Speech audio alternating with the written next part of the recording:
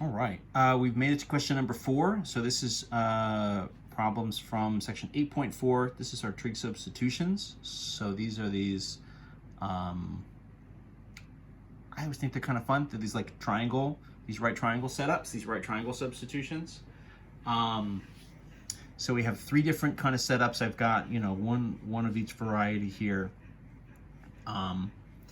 There are some limitations in as much as how many of these setups I can do. They still have to kind of work once you convert them into sines, cosines, or secants, tangents. They still have to work, and sometimes, in theory, there are even things maybe you could solve another way. So we'll maybe talk about that, address it a little bit as we go. But our first one, letter A, has pretty distinctly, right, what would be our kind of root of a squared minus x squared form. This was kind of generically the like x is like a times sine theta form. That's kind of what we're heading towards. There's a little bit of a change up here, and as much as this sort of being the first one, for us, in this particular example, the root here that's up top would be 2 squared for sure, right? So a is 2, but then this is 9x squared. So rather than just being x, this is sort of the quantity 3x squared. We did one of these in the video. I can't remember if they really showed up much in the homeworks. You had one of these in the original kind of lecture videos, and so it's definitely something to be aware of. It doesn't really have a big impact. What we're going to do is just sort of draw what would be our sort of typical triangle. So we draw our right triangle, and we're going to kind of label our sides with what would be kind of our x value, or kind of equivalent here, in this case 3x, and the a value, which is 2. And in this case, for this particular triangle, so this is, right, the a squared minus x squared under the root triangle.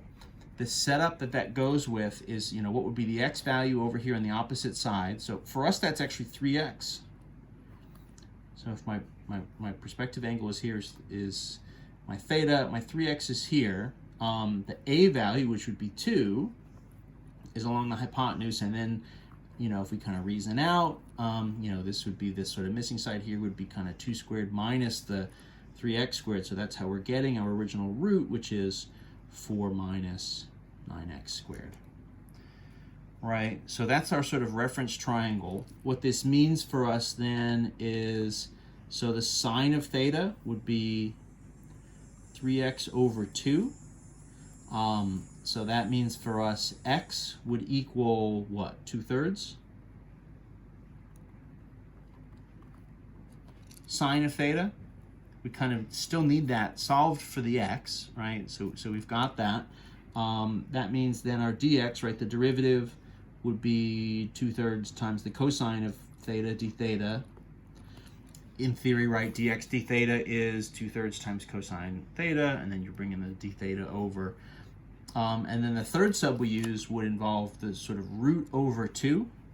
So that would be cosine, because it's the adjacent over the hypotenuse, would be the root over 2. So that means the root by itself, 4 minus 9x squared, would be 2 times the cosine theta.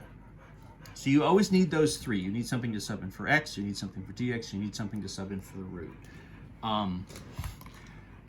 In theory, maybe you get a problem where you only have the root in the dx, you don't have an x as a part of it. That's okay. You're still going to need the x here initially, because you need the x to get the dx, right? So no matter what, you're going to need all 3 of those. So that's kind of always going to be your step 1. Once we've got it, let's sub everything in. So what have we got? The root here, right, is 2 times cosine. This is 3 times x, so 3 times, and then x is 2/3 sine theta. So the 3's there we're going to cancel, we'll deal with that. And then my dx is 2/3 cosine d theta.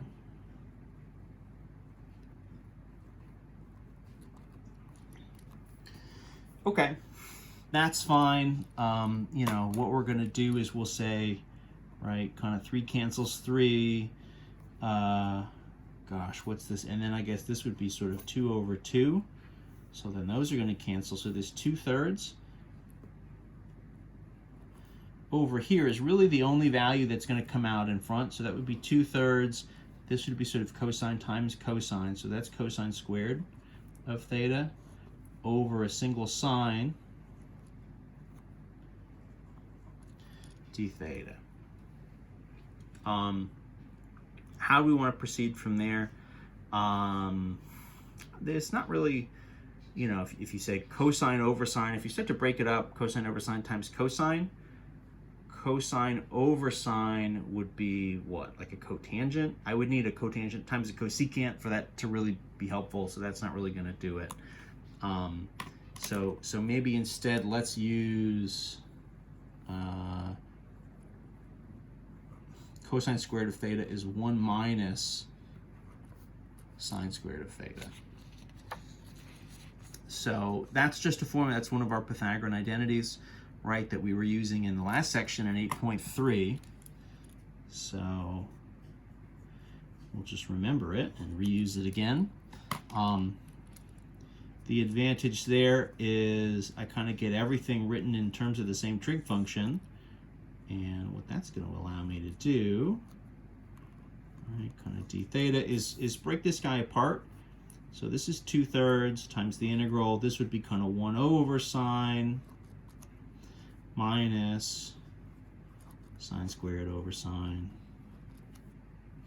right, d theta. If I get everything written in that way, I can actually split it apart into two different fractions, and then each of those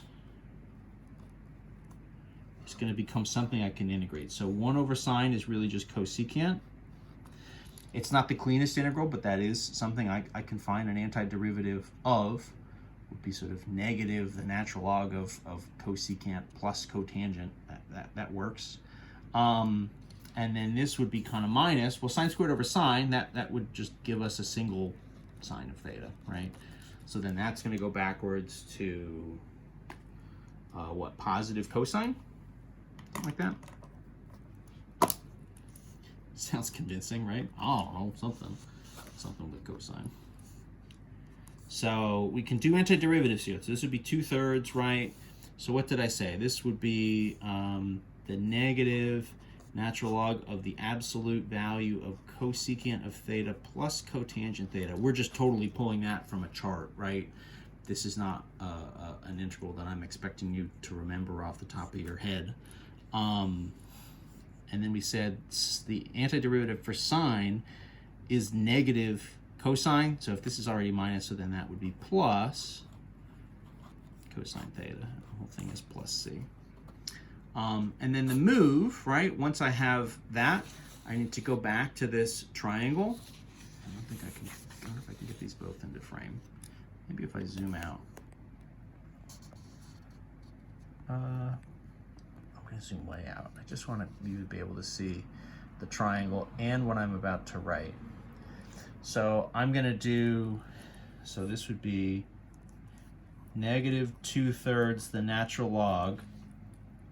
So all I'm doing is I'm doing from this triangle, I'm just doing SOHCAHTOA type stuff, right? So cosecant is 1 over sine, right? So rather than, 3x over 2, which would be sine, it would be 2 over 3x. So cosecant is 2 over 3x plus cotangent. So tangent would be 3x over the root. So cotangent would be the root over 3x, would be the adjacent over the opposite. So that's root 4 minus 9x squared over 3x.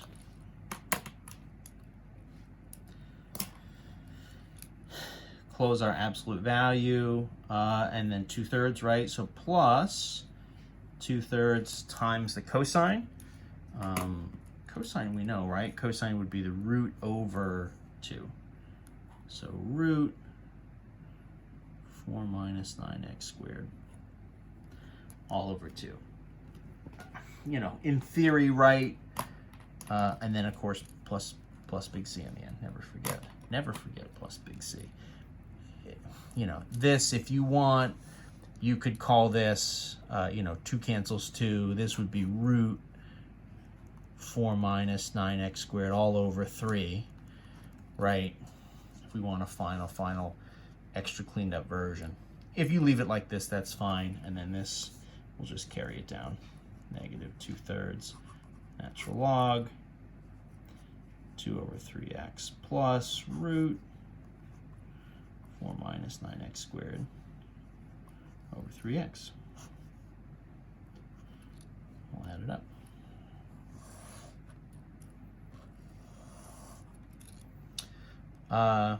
And there we go. So that took 10 minutes. So we'll do 4B in the next one.